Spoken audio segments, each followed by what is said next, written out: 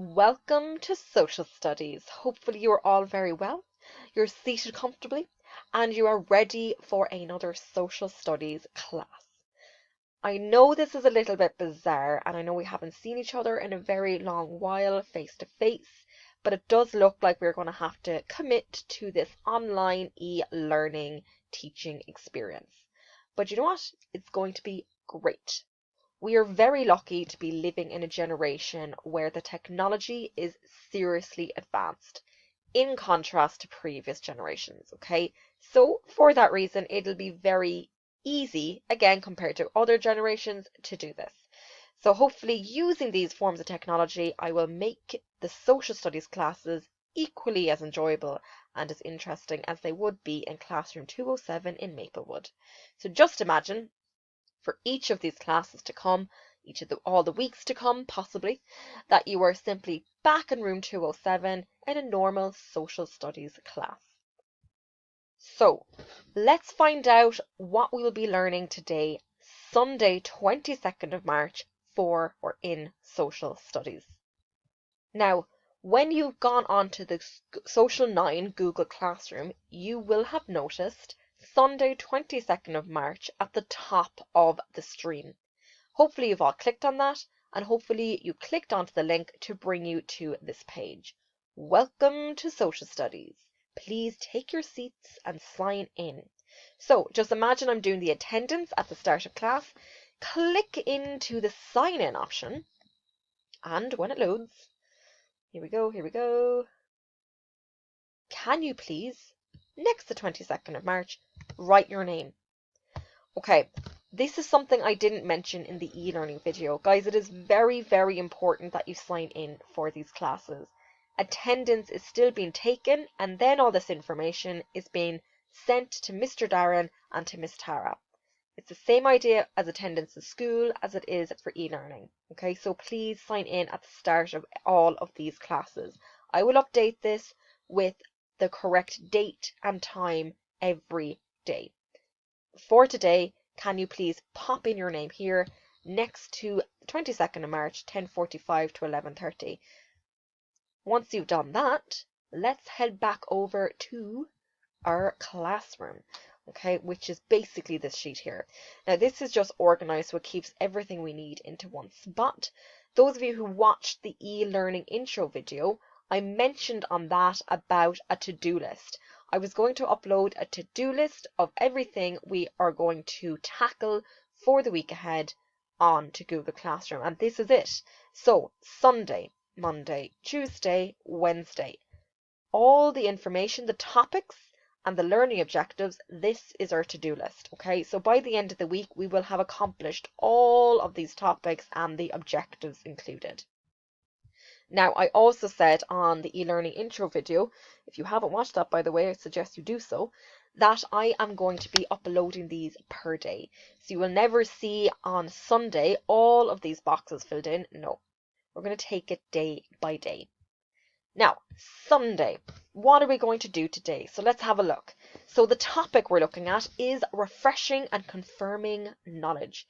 I'm slightly concerned that because we broke up so spontaneously for spring break, and I know emotions were running high, there was a lot of stress, a lot of anxiety circulating, I'm sure in the last couple of weeks, couple of days, that I'm just a little bit concerned about how much we actually remember. Now, I'm 100% sure that the information is still up there in all our heads, but we just have to refresh it, take it out a little bit more.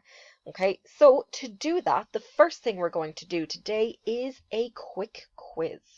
Now, I say quick, but it probably will take about 15 to 20 minutes, okay? And I do not want you to rush it. Please take your time at the questions, give the best answers you can possibly think of. I would prefer you to try these without your notes.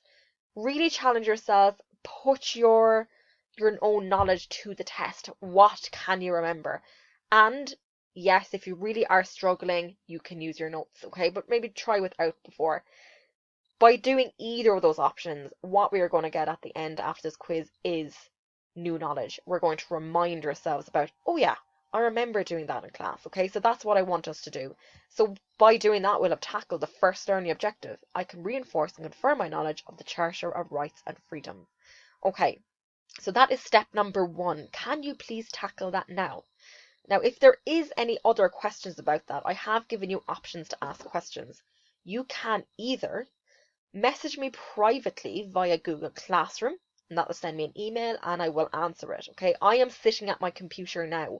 I am watching these documents to see who's online, who's active, who's asking me questions, so I will answer it as soon as possible. Another way you can ask me questions is if you scroll down to the bottom of this page, you can actually type them out here. Okay, I will see the question and I will answer it here on this document as soon as I can. So off you go, click in to the quiz. Even click into it there myself and show it to you.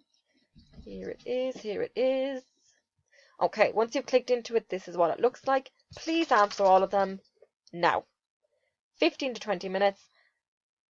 I would suggest, because I'm going to explain part 2, that you pause me now. Okay, pause me while you complete this quiz. Upload it and I will be able to see the marks you get, which is ideal because then it'll determine what we need to go back over or whether or not we can move on. Okay, so once you finish your quiz, the next thing we're going to tackle is the Numbered Treaties project.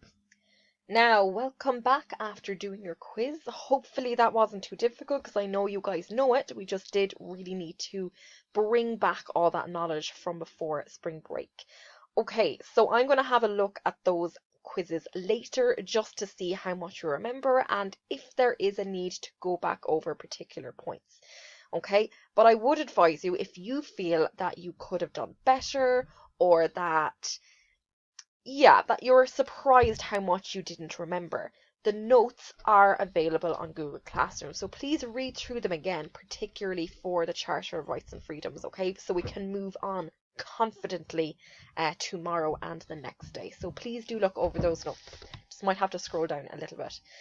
Okay, the next thing we're going to have a look at today is, yes, the Numbered Treaties projects. Now, we left these a little bit messy at the end of school before spring break because, as you know, again, spring break was brought forward and it was a little bit unexpected.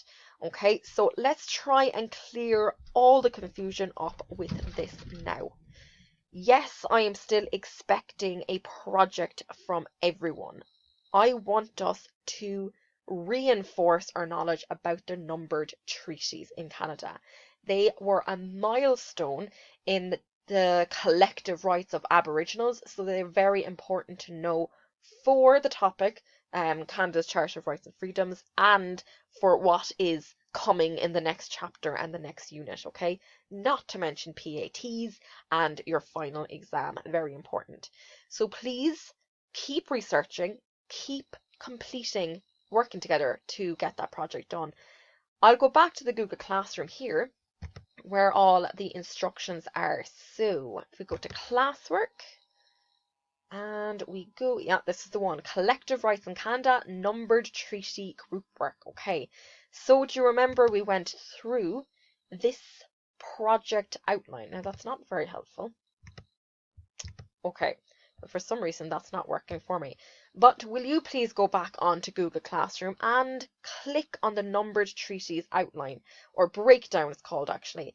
That is where all the instructions and all the information is for your project, right? There are 6, I think, questions on that document that I do want you to answer. Sorry guys, the technical difficulties. Don't know why that's not working. There are 6 questions I want to see in your project, okay? Now, a lot of them can be answered with this document here. Okay, there's good information in this, so you can use this as an example of a source if you would like. I would like to see a little bit more information added onto it, however, okay, because they're just a little bit vague. Research, see how you can reinforce these points.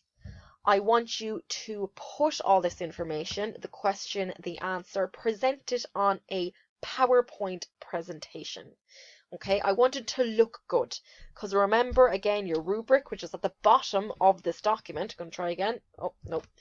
is at the sorry, I don't know why that's not working.